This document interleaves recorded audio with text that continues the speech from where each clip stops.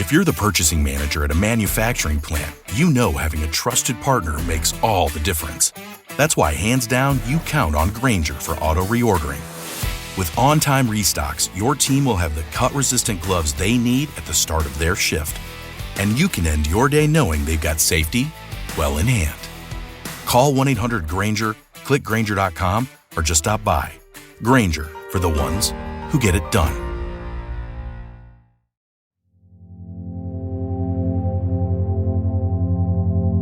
Hello, friends from across the nation and around the world. I'm Martin, and you are listening to Dad's Bedtime Stories. Now, it is Christmas morning, and I'm about to head off to, some family events and stuff like that, which gives me a very short amount of time to make a story. So, as I sometimes do when I need a break or something like that, I cheated. Most of the time, I make up all of the stories myself, and I really enjoy doing that.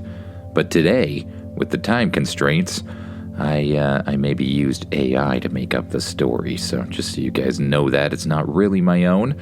I did come up with the plot to the story. I came up with the storyboard, but I used ChatGPT to do the heavy lifting and turn it into a story, which is also fun to do sometimes. So, I hope you enjoy it too. This one was inspired when I was at the ski hill the other day. Me and the family were, snowboarding and skiing, and I just got a new snowboard called a LibTech Skunk Ape.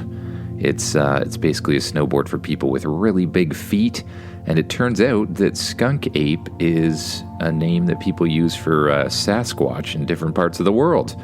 So apparently it's named that because I have gigantic feet, like a Sasquatch. But that very fact inspired this story. A story about a Sasquatch who just always wanted to snowboard, but couldn't.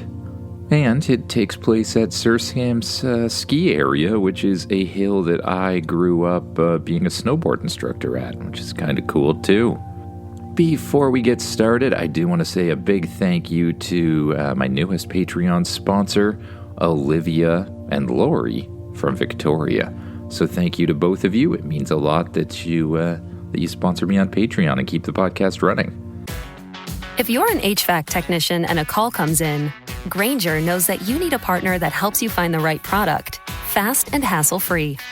And you know that when the first problem of the day is a clanking blower motor, there's no need to break a sweat. With Grainger's easy-to-use website and product details, you're confident you'll soon have everything humming right along. Call 1-800-GRAINGER, click Grainger.com, or just stop by. Grainger, for the ones who get it done. Now, it's that time again. Time to get as comfy as you can in that bed, close your eyes, and imagine yourself doing what the kid, or the kid Sasquatch, in the story does.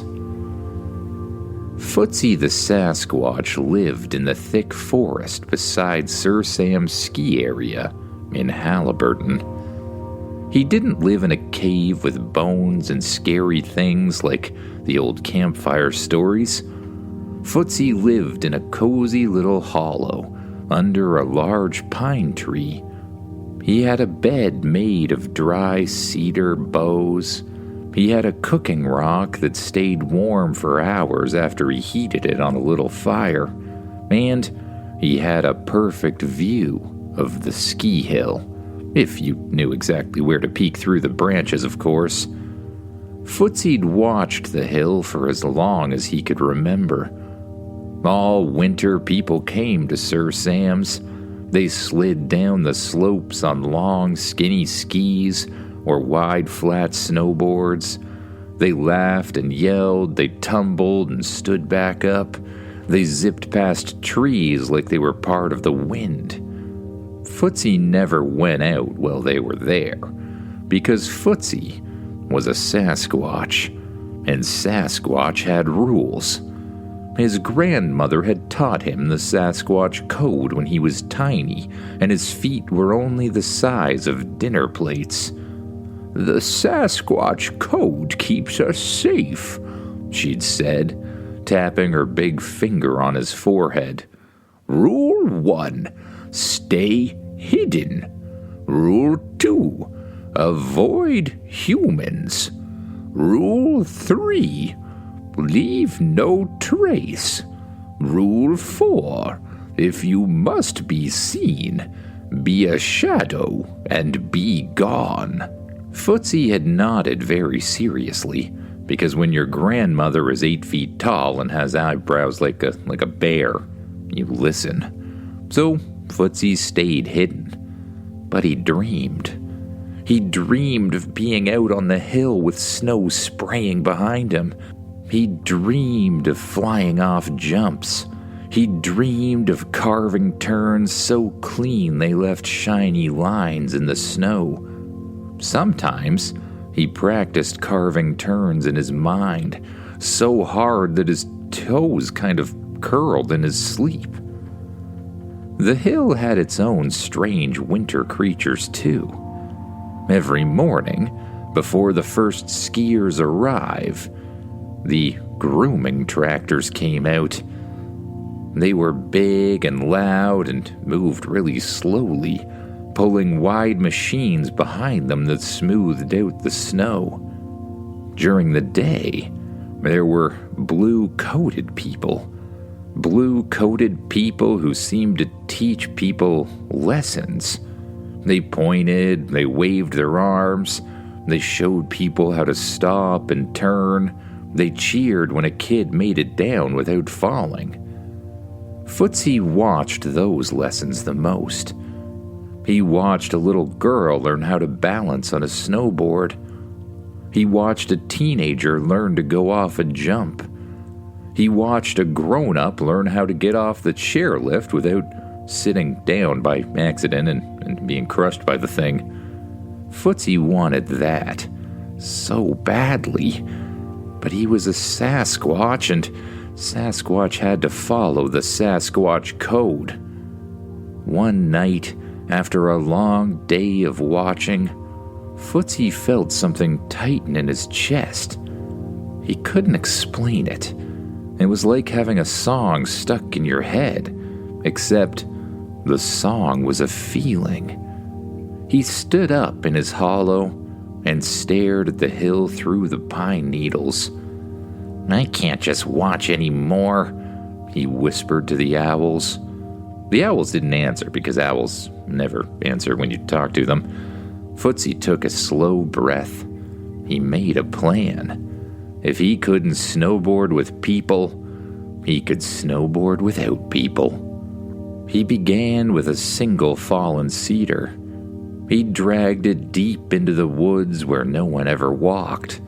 Then he found tools, old tools that humans had dropped long ago and forgotten. A rusty saw, a bent file, a broken shovel that worked fine as a scraper. And for days he worked. He sawed and shaved and scraped. He made 2 long wooden boards, then shaped them until they curved slightly at the front. He tested by pushing them over snow again and again until they slid smoothly. Then he needed to glue the layers together somehow. Footsie knew just the thing: pine sap. He collected it from old pine trees where the bark had cracked. He warmed it near a small fire until it became thick and sticky like honey. He spread it between the layers of wood and pressed them together. He used heavy rocks as weights. He used thick vines as straps, and he waited. When the board dried, it was strong. It smelled like pine needles and fresh wood. Footsie held it up to the moon and grinned. "It's perfect," he said. It wasn't a store-bought snowboard with shiny paint and brand stickers. It looked like a wooden plank had decided to become something cool. But it was smooth, it was solid, and it was his. Footsie also needed something for his feet. He didn't have boots. Sasquatch didn't shop much. So he made bindings out of tough leather he found in an old shed, and he stitched them with thick thread from a torn rope. He tested them by stomping hard, and nothing snapped. Now he could ride. Only at night, of course. The first time Footsie snuck onto the hill, he did it with careful steps of a creature who knew the rules. He waited until the lights were low and the parking lot was empty. He listened for voices. He listened for engines. When everything was quiet, he crept out from the trees. The hill looked different at night. The snow sparkled like sugar. The air was sharp and clean, and the chairlift hung over him, silent and sleeping like an animal. Footsie carried his board up the side of the slope. It was hard work. He slipped once and rolled into a snowbank, but he popped up and brushed the snow off his fur like nothing happened. At the top, he stood very still. Then he strapped in. His first run was wobbly. His big feet and heavy body made the board shake. He flailed his arms and windmilled them like a cartoon, but eventually he found his balance. A smooth feeling passed through him like he and the board were one thing, not two. He turned, the board carved, snow sprayed. Footsie's mouth opened in a silent shout.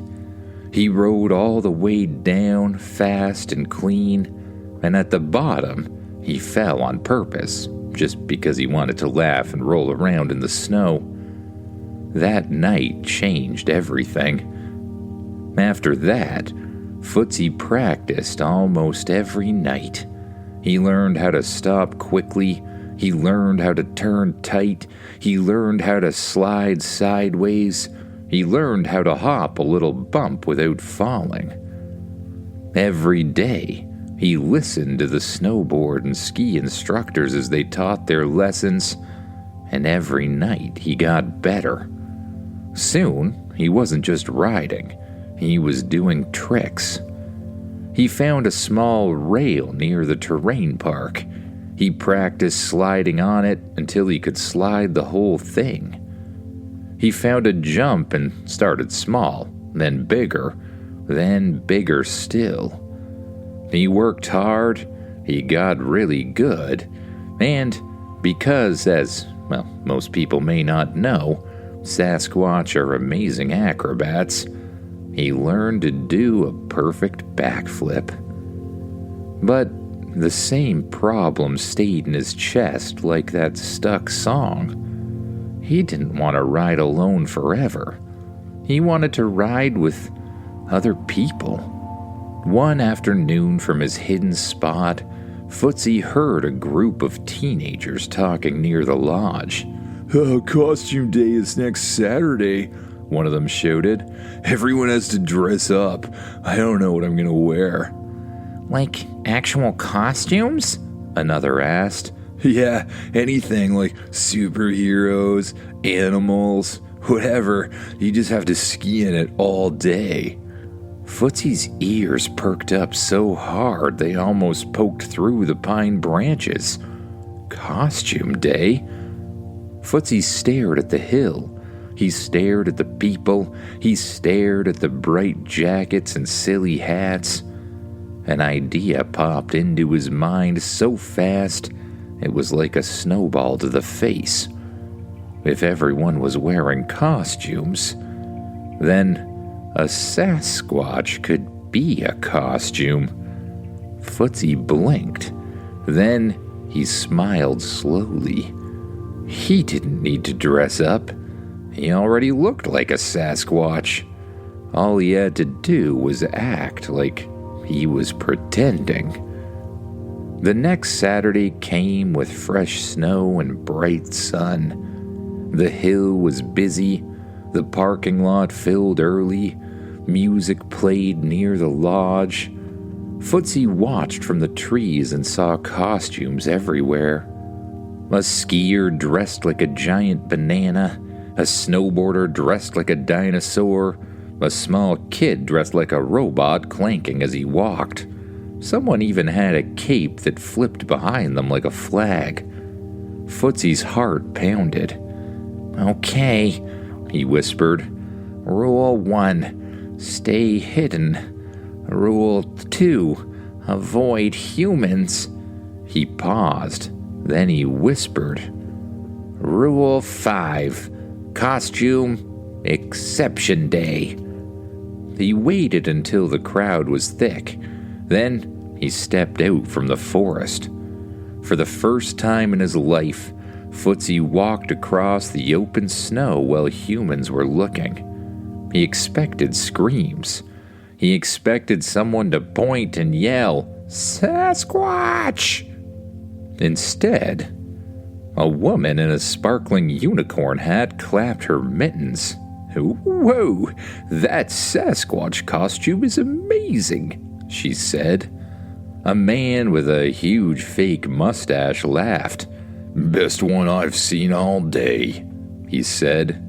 A kid in a pirate costume ran up and gasped.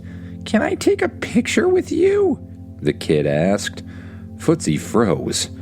Pictures were not in the Sasquatch code. But he remembered something important.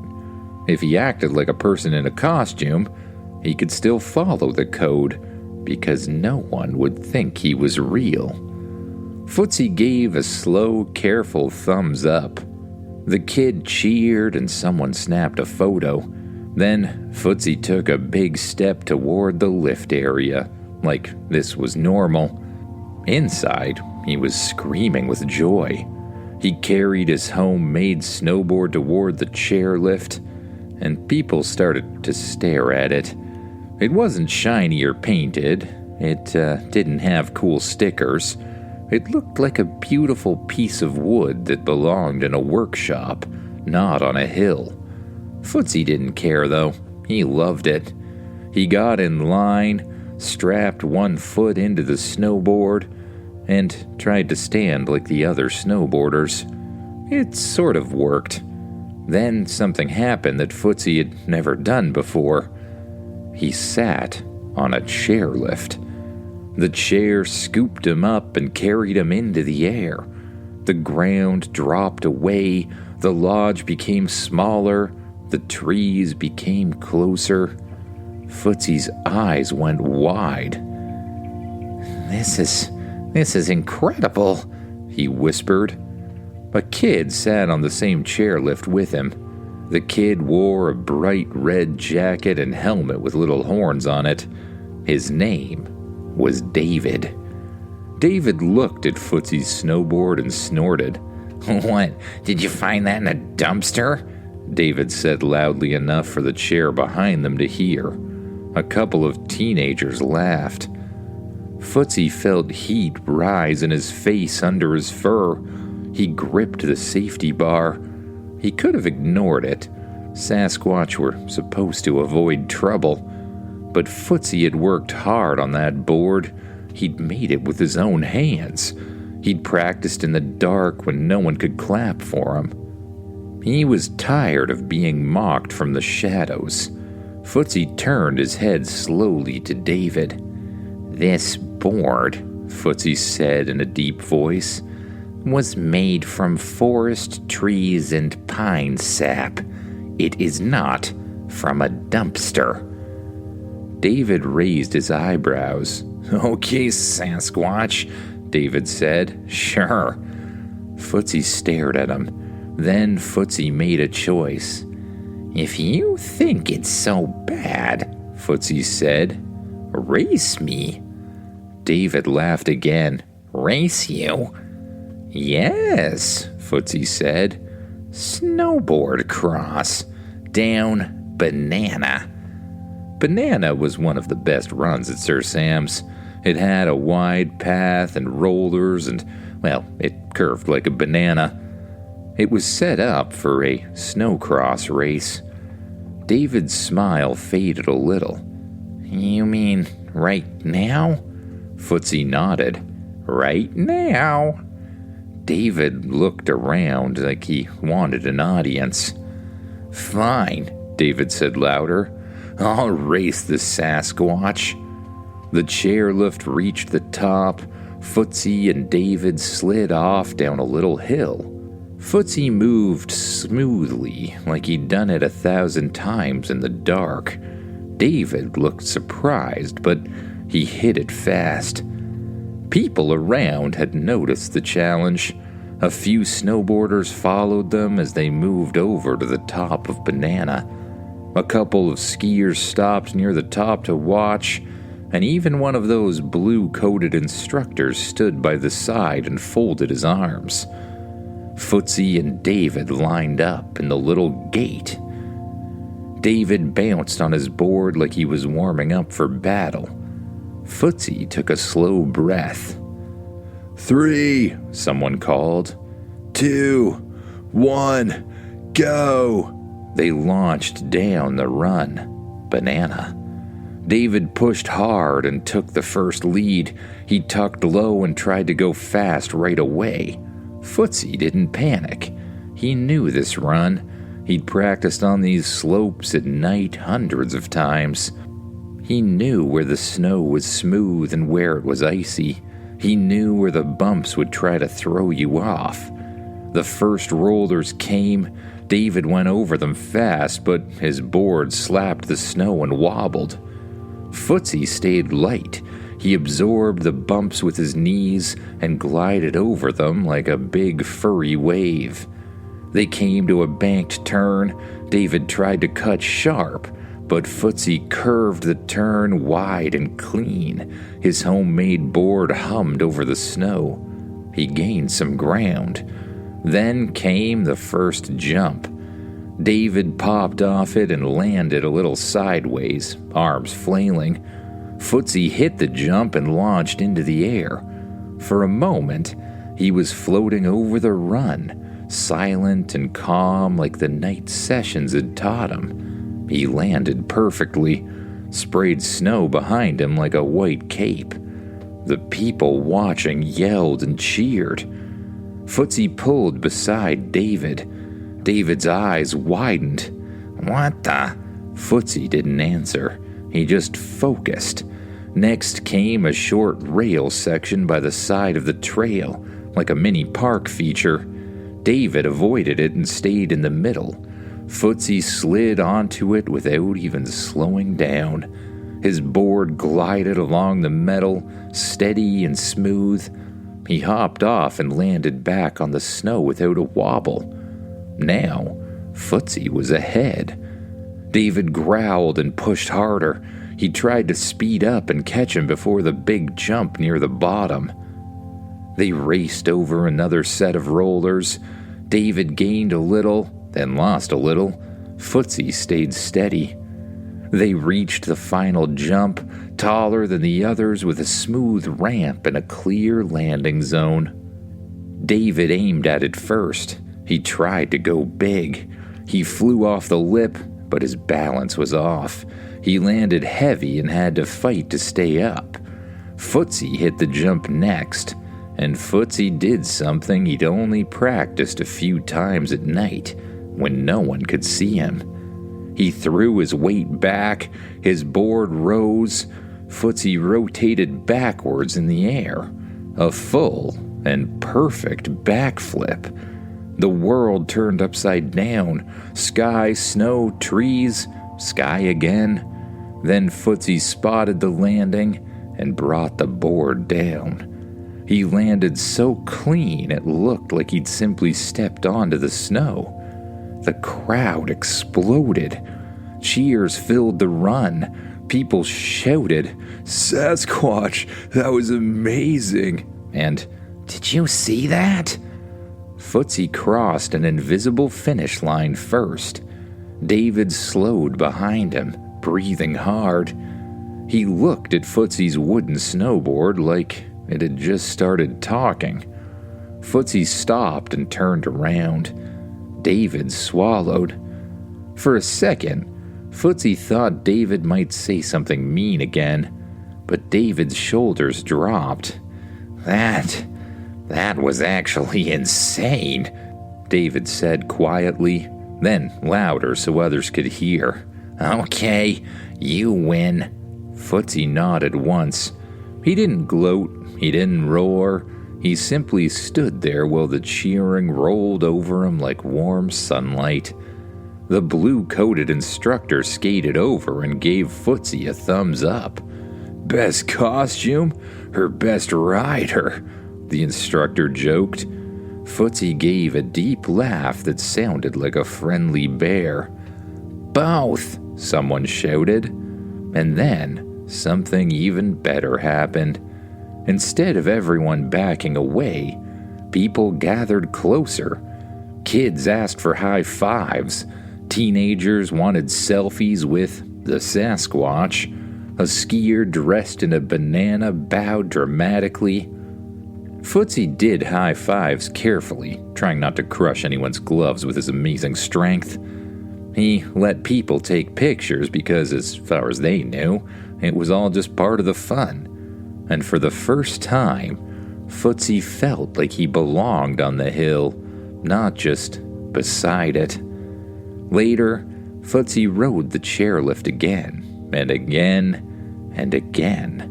He rode with a dinosaur. He rode with a pirate. He rode with someone dressed like a giant slice of pizza. Each time, he looked out over the snowy trees and felt his heart do that happy tight feeling thing. At lunch, people invited him to sit near the lodge. Footsie didn't eat fries because Sasquatch don't really eat fries, but he did sip hot chocolate very carefully from a big cup. No one questioned why the costume had real fur. No one questioned why the costume had hands as big as shovels. They just laughed and talked and told him he was awesome. David showed up too, carrying his helmet under his arm. He stood awkwardly for a moment, then he held out his fist. Footsie looked at it. David cleared his throat. Fist bump?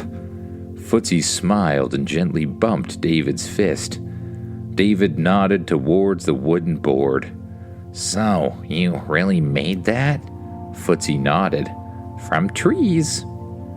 David's eyes widened again, but this time with respect. "I guess that's kinda cool." Footsie's smile grew. When the sun began to dip and the hill started to quiet down, Footsie felt the Sasquatch code tugging on him like a string. Stay hidden, avoid humans, leave no trace. He stood at the edge of the forest where the trees began, looking back at the hill one last time. People waved as they walked to their cars. "Bye, Sasquatch," kids shouted. "Best costume ever," someone called. Footsie lifted one hand and waved back. Then he stepped into the trees. The shadows swallowed him gently like they always had. He walked through the forest with his snowboard over his shoulder. The pine smell wrapped around him. The owls watched him pass. Then he reached his hollow. Footsie set the board down and sat on his cedar bed. He looked out toward the hill, where lights still glowed softly. Footsie sighed, but it was a happy sigh. He'd followed the Sasquatch code. Sort of. He'd stayed safe and still for one perfect day.